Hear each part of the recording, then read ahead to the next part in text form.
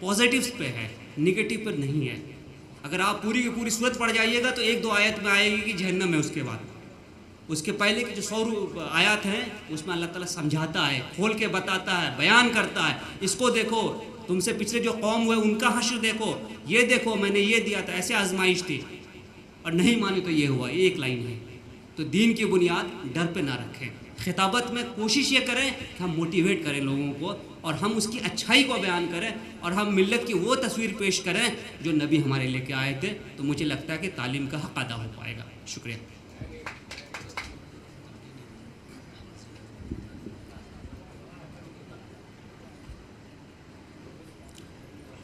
Mr. President, dignitaries on the dais and off the dais, children and my sisters, Assalamu alaikum wa rahmatullahi wa barakatuh. Really, I am very lucky and rather privileged to be here, and I am thankful to organizers, particularly to the director of this program, for inviting me and giving this opportunity to be here with ulama, scholars and intellectuals. I observe minutely each and every program which was presented here, and also the success story of the Ajmal Foundation. I congratulate all organizers, this institution, and also graduates of this Markazul Maarif. At this moment, I would like to remind you that a person, intellectual person, live with vision and mission. Modern techniques, modern education only provide you a vision. You may be visionary person, visionary group, visionary people, but the strong commitment with Islam, with religion and with Sunnah and with the personality of Prophet Muhammad sallallahu alaihi wasallam gives you the mission.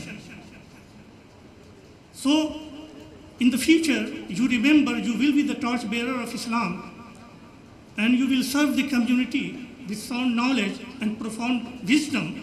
So you should be missionary people, you work with missionary zeal, and you live in this world with mission. The organizers have provided you art of living, art of learning, and art of expression. This will be beneficial to you in all walks of life. Allah bless you. With these few words, I congratulate you once again. But for my general audience, I would like to say a few things more. اس زمانے میں اسلام کو challenges کا سامنا ہے اور اسلام وہ مذہب ہے جس نے چیلنجز سے اپنی شروعات کی ہے. یہ عجیب و غریب مذہب ہے جو چیلنج دیتا بھی ہے اور چیلنج قبول بھی کرتا ہے. قرآن کریم جب دنیا میں آیا، اللہ کے رسول صلی اللہ علیہ وسلم لے کر کے آئے تو قرآن نے چیلنج کیا، قل ان کنتم فی ریب مما نزلنا علی عبدنا فأتوا بسورۃ من مثلہ وادعوا شہداءکم من دون اللہ ان کنتم صادقین. اگر تم کو کوئی بھی شک اور شبہ ہے اس تعلیم برحق کے سلسلے میں جو محمد صلی اللہ علیہ وسلم قرآن کی شکل میں تمہارے پاس لے کر کے آئے ہیں، تو ایسی ایک سورہ ہی بنا کر کے لے آؤ. تم تو ادیبوں کی جماعت ہو، خطیبوں کی جماعت، لے کر کے آ جاؤ. تو قرآن نے چیلنج دیا، اور وہ چیلنج کل بھی تھا ویسے ہی اور آج بھی ویسا ہی ہے کہ قرآن صرف الفاظ میں نہیں، نظم میں نہیں، عبارت میں نہیں، اپنی تعلیم میں، اپنی اخلاقی تعلیمات میں، اپنے نظام میں، اپنے سسٹم میں اور اپنی پیشین گوئیوں میں اور اپنے روحانی اقدار میں، اپنے اخلاقی نظام میں پورا ایک چیلنج ہے. اس کا متبادل دنیا فراہم نہیں کر سکتی. تو قرآن ایک چیلنج دیتا ہے. If you are searching for a political system, the Islam is complete political system. اگر آپ کسی اخلاقی نظام کی تلاش میں آئے ہیں تو اسلام سے بہتر اخلاقی نظام کسی نے نہیں دیا. اگر آپ ایک روحانی نظام کی تلاش میں ہیں تو اسلام سے بہتر کوئی روحانی نظام نہیں ہے۔ تو اسلام ایک مکمل نظام حیات ہے، اسلام ایک مکمل وے آف لائف ہے، کمپلیٹ سسٹم آف لائف۔ تو قرآن نے یہ چیلنج دیا اور یہ چیلنج آج بھی برقرار ہے۔ کل قرآن کے اس چیلنج کو اٹھانے والے اللہ کے رسول صلی اللہ علیہ وسلم اور صحابہ کرام کی پاک شخصیات تھیں، آج ان کے نمائندے علماء کرام۔ اس زمانے میں ایک چیلنج قرآن کی طرف سے تھا تو کفار بھی چیلنج کرتے تھے کہ آئیے اس کا متبادل فراہم کیجیے۔ سورہ حجرات آپ مطالعہ کرتے ہیں، سورہ حجرات کے شان نزول میں یہ واقعہ آتا ہے کہ اللہ کے رسول صلی اللہ علیہ وسلم آرام فرما رہے تھے، قبیلہ بنو تمیم کی ایک جماعت آئی اور ان کے سردار سے اقرا بن حابس، اور آتے ہی انہوں نے محمد صلی اللہ علیہ وسلم کو آواز دی، بغیر کسی تمہید کے، بغیر کسی معاوضے کے، بغیر کسی دعوت کے، کہا نکلیے، آئیے، باہر آئیے۔ رسول اللہ صلی اللہ علیہ وسلم کیا پریشانی ہے ان لوگوں کو، آرام کا وقت ہے، یہ لوگ آ گئے اور خطبہ دینا شروع کیا، فصیح و بلیغ تقریر کرنی شروع کر دی۔ یہ اس زمانے کا میڈیا تھا،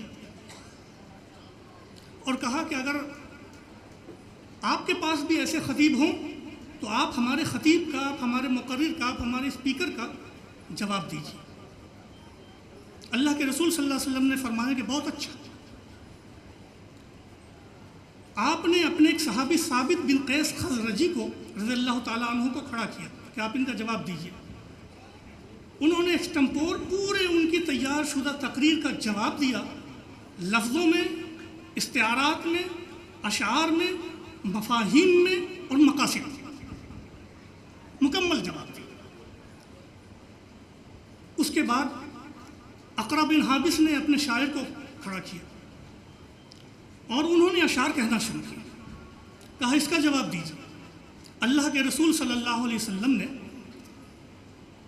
حسان بن ثابت رضی اللہ تعالیٰ عنہ کو کھڑا کیا اور آپ نے اسی ردیف میں، اسی قافیے میں، اسی زبان میں اور اسی بحر میں ان کا مکمل جواب دیا۔ یہ تقریباً 70 لوگوں کا قافلہ تھا۔ اقرا بن حابس نے جب یہ دیکھا تو کھڑے ہوئے اور کہنے لگے، خدا کی قسم، محمد کے خطیب ہمارے خطیب سے بہتر اور ان کے شاعر ہمارے شاعر سے بہتر، اور ہمارے پاس ان کا کوئی جواب نہیں، ہماری ساری باتوں کا ان کے پاس جواب ہے، اور 70 کے 70 وہی مسلمان ہو کر کے گئے۔ تو what I am saying that you meet the challenge of the time۔ علماء اور نوجوانوں سے میں کہتا ہوں، آپ شتر مرغ کی طرح اپنی گردن ریت میں نہ ڈالیے۔ سوالات آتے ہیں، انوائٹ کیجیے آپ سوالات، اور وزڈم کے ساتھ، نالج کے ساتھ ان کا جواب دیجیے۔ اس وقت دنیا میں جو چیلنجز ہیں ان کو فیس کرنے کی ضرورت ہے، خواہ وہ میڈیا میں ہیں، خواہ وہ نیٹ کے اوپر ہیں، خواہ وہ سوسائٹی میں ہیں، خواہ وہ پولیٹکس میں ہیں، خواہ وہ ایڈمنسٹریشن میں ہیں، خواہ وہ ذہنوں میں ہیں، یا ابھی آنے والے ہیں بعد میں۔ ینگسٹ جنریشن کی ذمہ داری یہ ہے، نوجوان نسل کی ذمہ داری یہ ہے، انٹلیکچوئل اینڈ نالجبل پرسنس کی ذمہ داری یہ ہے کہ اس چیلنجز کو قبول کریں، جس طرح اللہ کے رسول نے اپنے زمانے میں چیلنج کو قبول کیا اور جواب دیا اور اسلام کو مکمل نظام بنا کر ان کے سامنے پیش کیا، ان کے لیے قابل قبول ہوا۔ جب تک آپ ان چیلنجز کو قبول نہیں کریں گے، ان کے لیے اپنی نوجوانوں کو تیار نہیں کریں گے، نالج کے ساتھ، وزڈم کی شرط میں نے اس لیے لگائی کہ نالج اس وقت تک مؤثر نہیں ہوتا جب اس کے ساتھ حکمت لگی ہوئی نہ ہو۔ میں صرف ایک چھوٹی سی بات عرض کر کے بات ختم کر دیتا ہوں۔ اللہ کے رسول صلی اللہ علیہ وسلم کے پاس ایک وقت آتا ہے اور کہتا ہے کہ ایک قبیلہ آتا ہے کہ میں اسلام قبول کرتا ہوں، لیکن شرط یہ ہے کہ عشاء کی نماز نہیں پڑھوں گا اور فجر کی نماز نہیں پڑھوں گا، اور ہم میں سے کوئی نہیں پڑھے گا۔ سوچئے، فرض نماز کا انکار کیا اور مسلمان ہونا چاہتے ہیں۔ اللہ کے رسول صلی اللہ علیہ وسلم نے فرمایا، بہت اچھا، کلمہ پڑھو، مسلمان ہو جاؤ، 3 وقت کی نمازیں پڑھ لینا۔ صحابہ کرام کو اعتراض ہوا کہ یہ کیا ہے کہ نماز کا انکار کر رہے ہیں، لیکن اللہ کے رسول سے جانتے تھے آج نہیں کل تو نماز پڑھیں گے۔ 10-15 دنوں کے بعد یہ ہوا کہ خود ان کو احساس ہوا کہ فرض یہی 3 نمازیں نہیں، باقی 2 نمازیں بھی تو ہیں، ہم 3 نماز پڑھ کے گنہگاری ہو رہے ہیں، ثواب تو مل نہیں رہا ہے، خود بخود 5 نمازیں پڑھنی شروع کر دیں۔ پھر اللہ کے رسول صلی اللہ علیہ وسلم کے پاس آئے اور کہنے لگے کہ ہم 5 نماز پڑھ رہے ہیں۔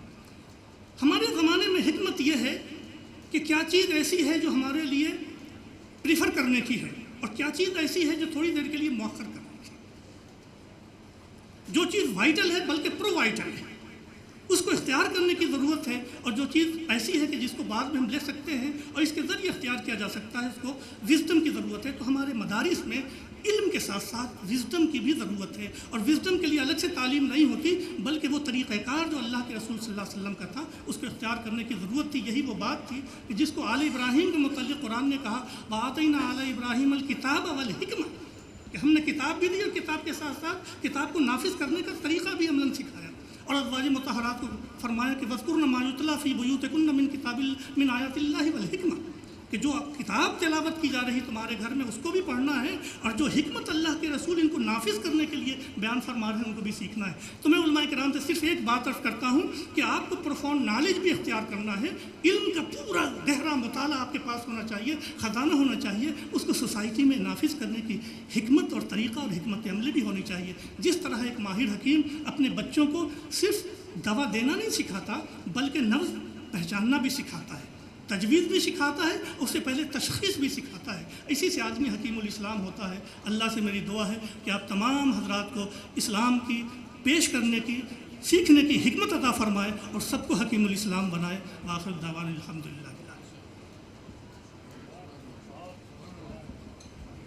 ماشاء اللہ، جزاک اللہ مولانا ڈاکٹر سعود عالم قاسمی صاحب۔ انشاءاللہ ہم اور ہمارے جو فارغین ہیں آج کے وہ بھی ان باتوں کے اوپر عمل کرنے کی کوشش کریں گے۔ حضرات، سب سے پہلے میں آپ تمام حضرات کے بہت بہت شکر گزار ہوں، اور وقت بہت کم ہوتا جا رہا ہے، اس لیے میں بغیر کسی مزید تمہید کے آج کے جلسے کے صدر کی طرف مائک بڑھاتا ہوں۔ ان کو پتہ ہے کہ 5:45 بجے آج اذان ہونی ہے اور اس کے بعد 6 بجے جماعت ہونی ہے۔ انشاءاللہ وہ اپنے صدارت کے خطبے کے ساتھ ساتھ دعا بھی فرما کر کے آج کے پروگرام ختم کریں گے انشاءاللہ۔ نہیں ہے نا امید اقبال اپنی کشتی ویرا سے، ذرا نم ہوتی ہے مٹی بہت زرخیز ہے ساتھی۔ آپ نے مرکز المعارف کے اساتذہ کی محنت بھی ملاحظہ فرمائی، اور ان بچوں نے جو شاید انگلش میں پرفارمنس کہتے ہیں دیا، اس کو بھی دیکھا، اسی کو سن کے میرے ذہن میں علامہ اقبال کا یہ شعر آیا۔ کچھ ہلکا سا خاکہ تھا کہ میں یوں اور یوں بات کروں گا، لیکن وقت جو یہاں سے فارغ ہو کے جا رہے ہیں طلباء، اس لیے یہاں کی اصطلاح ہے، ورنہ حقیقت تو یہ ہے کہ یہ علماء ہے، فارغ التحصیل ہو کے اپنے مدارس سے آئے تھے، اور ان میں سے کئی ایک ویسے ہوں گے جنہوں نے آنے سے پہلے ہم سے زیادہ پڑھا ہوگا۔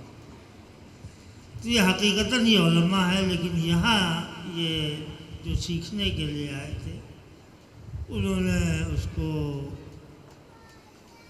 جس حد تک حاصل کیا، میں ان سے گزارش یہ کروں گا کہ جس مقصد سے جو نیت لے کے آپ آئے اور ادارے نے جس مقصد سے آپ کو انگلش کی تعلیم دلائی دی، اس کو وہ ہے اللہ کے دین کی خدمت کا جذبہ لے کے آپ آئے تھے، اور یہ ادارہ بھی اسی نیت سے قائم ہوا ہے۔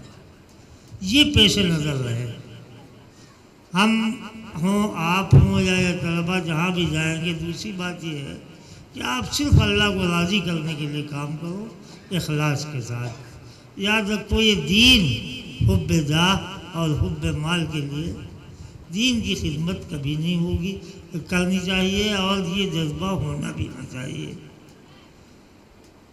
بات بہت بس یہی اخلاص، ایک لفظ حسنیت اور اخلاص، اللہ آپ کو توفیق دے بہتر سے بہتر خدمت کرنے کی، اور جس مقصد سے آپ نے پڑھا اور جس مقصد سے پڑھایا گیا، آج اس کی ضرورت ہے۔ انٹرنیٹ اور کیا کیا فتنے ہیں، انگریزی میں کیا کیا آرٹیکل آتے ہیں، کوشش یہ کرو کہ تم اسلام کا دفاع کر سکو اس ہتھیار کے ذریعے وہ جو یہاں سے لے کے جا رہے ہو۔ اللہ تعالیٰ ساتھ رکھے، آباد رکھے، اور اللہ تعالیٰ تم کو توفیق دے زیادہ سے زیادہ عمل کرنے کی۔ میں ایک جو بس علامہ اقبال کے مصرے سے میں نے شروع کیا تھا، اور 2 رباعیاں میں ان کو سنانا چاہوں گا، اسی پہ بات ختم کروں گا۔ خوابوں کی صداقت کا ہنر لے جاؤ، خوابوں کی صداقت کا ہنر لے جاؤ، اسلاف کے جذبوں کا اثر لے جاؤ، سیکھا جو یہاں لے کے وہ اوروں کو سکھاؤ، پاکیزگی فکر و نظر لے جاؤ۔ دوسری بھائی، ہم رشتہ معیار صداقت رکھے، ہم رشتہ معیار صداقت رکھے، مصروف عمل محو اطاعت رکھے، دنیا کے لیے درس عمل بھی دنیا کے لیے درس عمل بن کے جیو، جاؤ تمہیں اللہ سلامت رکھے۔ اللهم آمين ربنا ظلمنا أنفسنا وإن لم تغفر لنا وترحمنا لنكونن من الخاسرين. ربنا آتنا في الدنيا حسنة وفي الآخرة حسنة وقنا عذاب النار وادخلنا الجنة مع الأبرار يا عزيز يا غفار يا رب العالمين. یا اللہ ہمارا دعا کو قبول فرما، ہمارے پروگرام کو کامیاب فرما، یا اللہ تمام طلباء کو اللہ دین کی خدمت کرنے کی توفیق عطا فرما، یا اللہ ہمارے حاضرین مجلس کو معاف فرما دے، یا اللہ امت مسلمہ کا زندہ مدحسب کو معاف فرما، یا اللہ تمام دنیا دین امن و امان قائم دائم رکھے، یا اللہ ہر مسلمان کا حفاظ فرما، یا اللہ اللہم احسن عاقبتنا فی الامور کلها واجرنا من خزي الدنيا وعذاب الآخرة. اللهم إني أسألك مما سألك منه نبيك حبيبك محمد صلى الله عليه وسلم، وأعوذ بك مما استعاذك منه نبيك حبيبك محمد صلى الله عليه وسلم، صلى الله تعالى على خير محمد وآله وصحبه أجمعين، آمين برحمتك يا أرحم الراحمين.